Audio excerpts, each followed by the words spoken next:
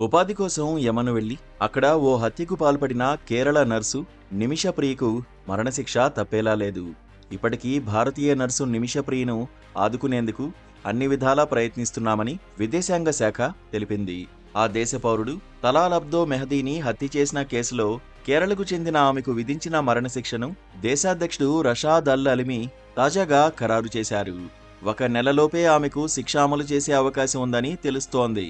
ఈ అంశంపై విదేశాంగ శాఖ అధికార ప్రతినిధి రణ్ధీర్ జైస్వాల్ స్పందించారు.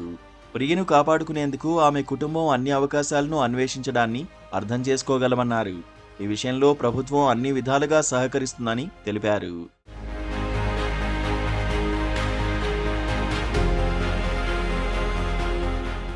"2014లో నిమిషప్రియ తన కుటుంబంతో కలిసి యమన్ దేశం వెళ్లి అక్కడ నర్సుగా స్థిరపడింది.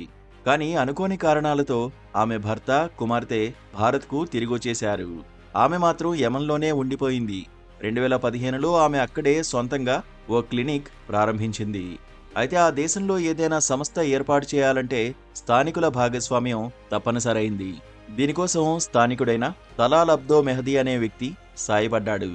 అయితే కొంతకాలానికి వారిద్దరి మధ్య గొడవలు మొదలయ్యాయి.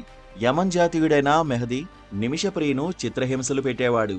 ఆమె పాస్పోర్ట్ను లాగేసుకున్నాడు. అతడి నుంచి శారీరక, మానసిక వేధింపులు తీవ్రం కావడంతో అతడి నుంచి తన పాస్పోర్ట్ను వెనక్కి తీసుకునేందుకు నిమిషప్రియ ప్రయత్నించింది.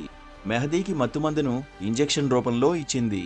అయితే ఆ మందు మోతాదు ఎక్కువ అవడంతో అతడు అక్కడికక్కడే ప్రాణాలు విడిచాడు.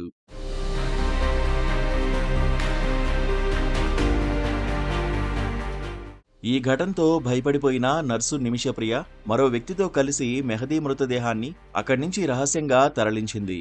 అయితే కొన్ని రోజులకే ఆమె నేరం బయటపడింది. ఆమెకు సహకరించిన వ్యక్తిని పోలీసులు అరెస్ట్ చేశారు. విచారణ జరిపిన ట్రయల్ కోర్టు కేరళ నర్సుకు మరణశిక్ష విధించింది. ఈ తీర్పును నిమిషప్రియ యమన్ సుప్రీంకోర్టులో సవాల్ చేసింది. అయితే ఆమె పిటిషన్ను అక్కడి అత్యున్నత న్యాయస్థానం తిరస్కరించింది. 2017 జూలైలో మెహదీని హత్య చేయడంతో పాటు అతడి మృతదేహాన్ని ముక్కలు చేసి పారేసిన కేసులో ప్రియకు ట్రయల్ కోర్టు 2020లో మరణశిక్ష విధించింది. 2022 మార్చిలో ఆమె అప్పీల్ను అప్పీలేట్ కోర్టు తిరస్కరించింది. 2023 నవంబర్లో ఆ దేశ సుప్రీంకోర్టు ఈ తీర్పును సమర్థించింది. దీంతో త్వరలోనే ఆమెకు మరణశిక్ష అమలయ్యే అవకాశాలు ఉన్నాయి.